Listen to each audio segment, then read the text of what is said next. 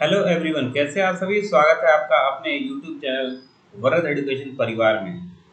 मित्रों, मैं आप लोग को इसमें बीए एंट्रेंस एग्ज़ाम के पॉइंट ऑफ व्यू से कुछ तैयारी करवा रहा था। आपको मैराथन क्लासेस चल रही थी। इस सीरीज़ में जो है आज ये दूसरी क्लास हो रही है जो सिंधु सभ्यता से संबंधित है। सिंधु सभ्यता, इससे क्वेश्चन आते ही आते हैं किसी भी एग्ज़ाम में।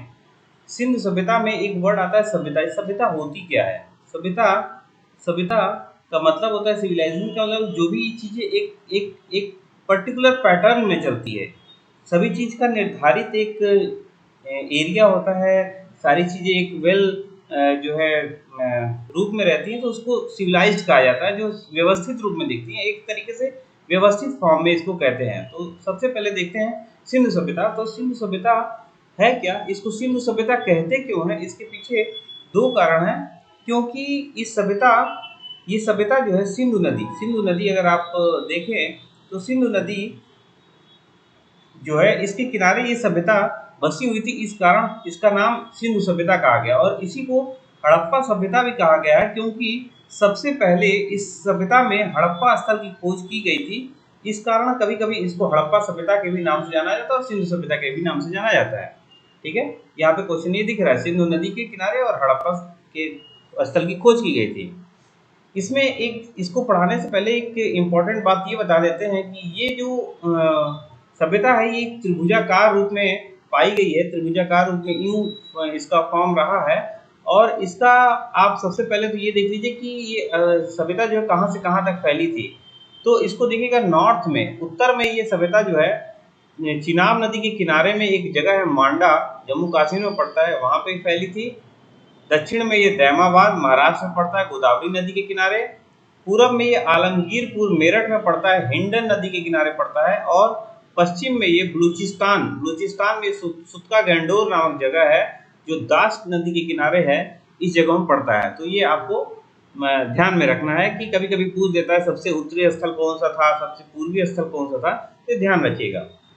दूसरी बात है कि इस सभ्यता की खोज किसने की थी? इस सभ्यता की खोज दयाराम साहनी जी ने की थी। तो इसको ध्यान रखिएगा, कभी कभी ये क्वेश्चन पूछता है। सिंधु सभ्यता एक प्रागैतिहासिक सभ्यता थी, इसको कामचुकी सभ्यता भी कहते हैं। और इसमें एक इम्पॉर्टेंट बात ये थी कि ये नगरी सभ्यता थी। ये ग्रामीण सभ्यता, जहाँ पे वैदिक सभ्यता एक ग्रामीण सभ्यता थी, वहीं ये सिंधु सभ्यता एक नगरी सभ्यता कही जाती है।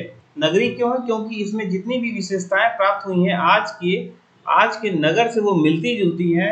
जैसे कि चौराहे, एक जो है 90 डिग्री पे जो है इसके चौराहों का कटना, जो है बढ़िया तरीके से नालियों का निर्माण, जिसके ऊपर मोरियां, ढकी हुई मोरियों का निर्माण किया गया।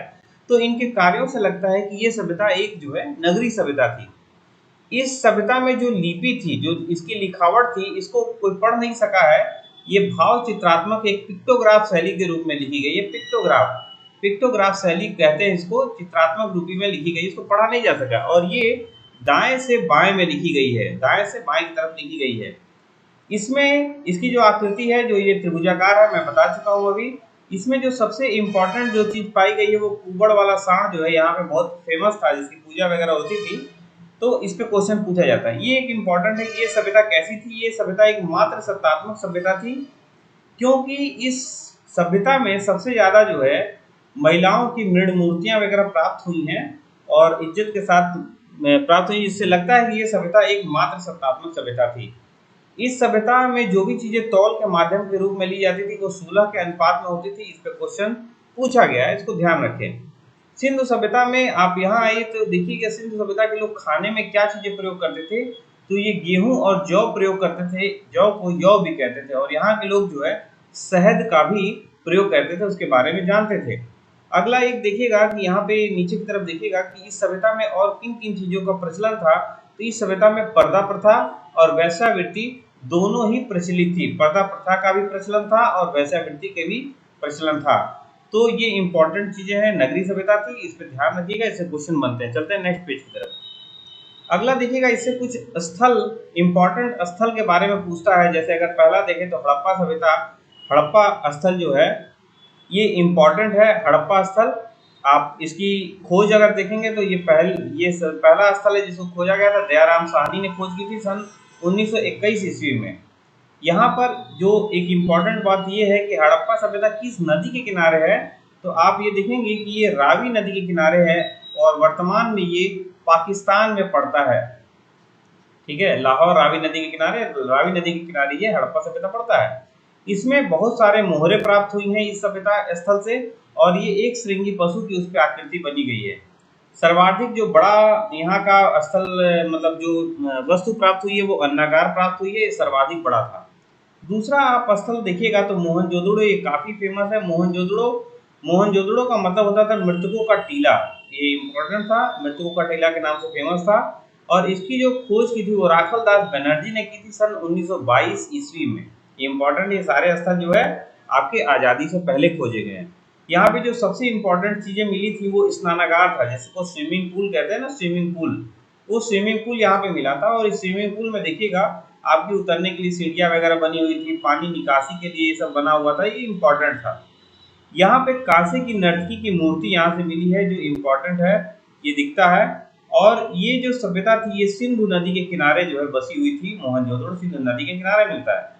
अगला स्थल देखें तो गुजरात में पाया जाने वाला लोथल इम्पोर्टेंट है, ये भोगवा नदी के किनारे मिला था। और ऐसे ही सुरकोटदा नामक स्थल ये भी फेमस है। ये दोनों ही नगर एक बंदरगाह नगर थे, मतलब यहाँ पे जो है नाव वगैरह का आने जाने का प्रोसेस बना हुआ था, और यहाँ से युगल समाधान वगैरह की चीज़ें पाई गई हैं।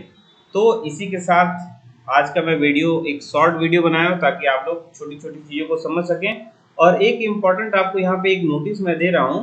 नोटिस ये क्या है कि जितनी भी चीज़ें मैं पढ़ा रहा हूँ अभी, इन सभी पे 20 से 30 क्वेश्चंस का मैं एक सीरीज आपको करा दूंगा, फुल डिस्क्रिप्शन के साथ जो है, फुल डिस्कशन के साथ, जिससे आपको सारी चीज़ें माइंड में क्लियर हो जाएंगी और आप एग्ज़ाम अपना अच्छे से क्लियर कर सकते हैं। बस मेरा रिक्वेस्ट ये है कि इन वीडियो को ज़्यादा से ज़्यादा आप सुनते रहें, देखते रहें।